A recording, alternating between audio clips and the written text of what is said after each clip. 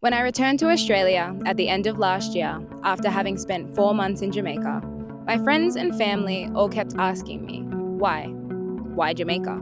I soon realized that a lot of people in my life were curious and couldn't fully understand why I felt such a strong connection to the country. Well, let me start from the beginning. From a very young age, I was painted a picture of how a quote-unquote normal life should ideally be lived. I wish I could Grow up? What will you do when you grow up? Will you go out to work? Yeah. What work will you do? I was led to believe that if I followed this path and got a well-paying job, made a certain amount of money in order to take out a mortgage to buy my first home, you'll know how the story goes. Well, I thought then I would somehow find some sort of everlasting happiness. But over the years of trying so hard to fit this mold that was supposedly considered normal to everyone around me, something deep down just didn't feel right. Because as each day passed, I felt more and more, well, numb. When I returned to Australia after spending 4 months in Jamaica, I went back to work. Hey, all together? Yeah. I was reminded how the system was built to keep us chasing after the wrong things in life. And I was reminded how it was designed to make us and the people that we love the most sick. How the system capitalizes on keeping us sick for their own gain, for their own greed. I reasoned with myself for hours, contemplating, planning, going back and forth in my mind on what to do. Should I stay or leave?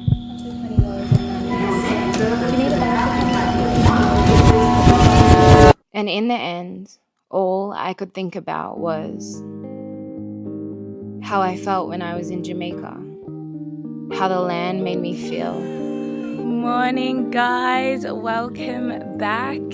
How free and wild I felt. How I felt happy. Look at that! Dirty! Yes! I love this. This is literally my favorite fruit ever. Yeah, we're up the tree in Blue Hole. That's nice, you know.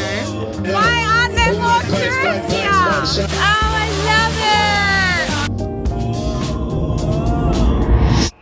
it! I felt incredibly torn. Stay or leave. The thought of leaving my parents, family, and friends hurt my heart. To be so far away from them hurts, but then it also hurts because I feel like Jamaica is home for me. My mum understood why I needed to leave, but deep down I knew she was putting on a brave face. She wanted me to be happy, but I knew she would miss me so much that it would hurt her. I'll miss you. I'll miss you too. I'll miss you badly. But we can FaceTime. You need to follow your dreams and what's going to make you happy for the rest of your life. And if that's outside the matrix, so be it. My dad, on the other hand, couldn't and still can't understand how his only child could leave him to move across the other side of the world. Mum, Dad, just know that I love you guys so much. And even if it doesn't really make sense right now, I hope that one day it will. And Dad, even though we can't see eye to eye, I hope that one day you'll eventually come around. I hope that one day you'll want to be in my life in the same capacity that you used to. I hope that one day you'll accept me for who I am. So I have to trust that everything happens exactly the way it's meant to be. It's time for me to be true to myself, live without fear, and chase after the life that I want to live.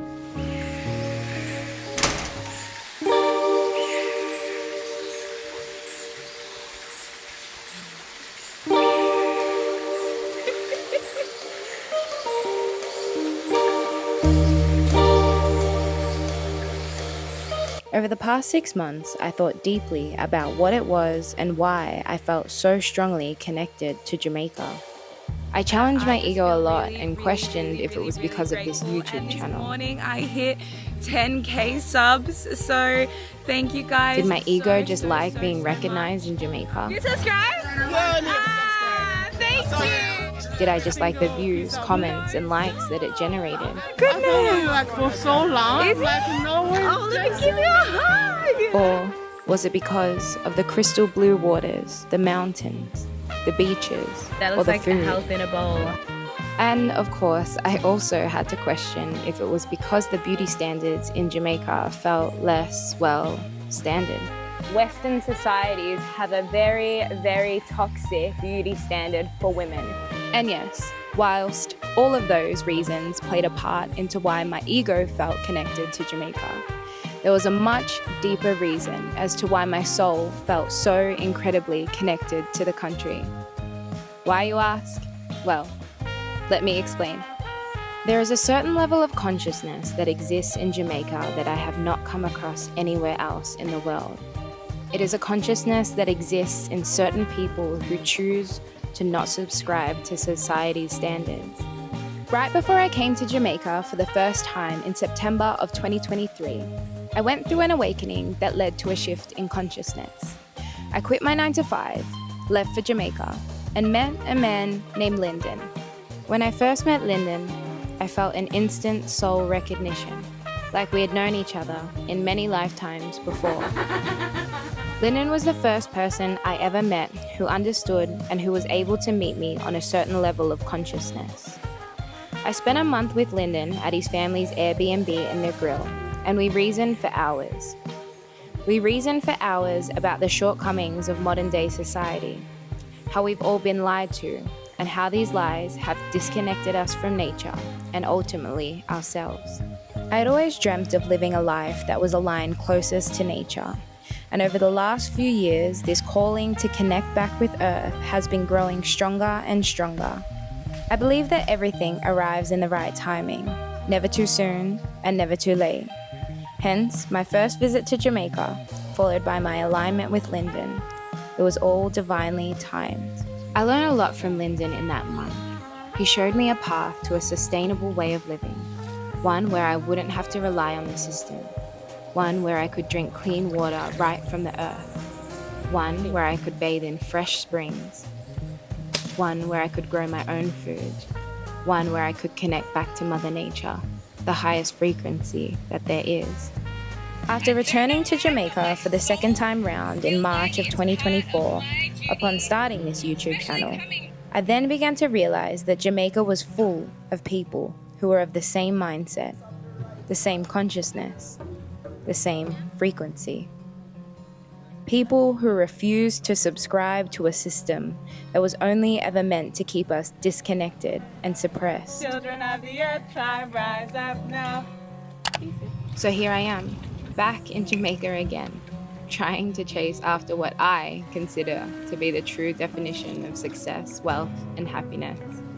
Collecting my own clean spring water straight from the earth, untouched from chemicals and treatments in its original form, the way that water was always meant to be consumed. Bathing in fresh springs that form naturally across Jamaica, providing a continual supply and renewal of fresh, clean water. Growing my own food in the rich soil, free from pesticides and toxic chemicals, the way Mother Nature intended for us to eat. So, what now?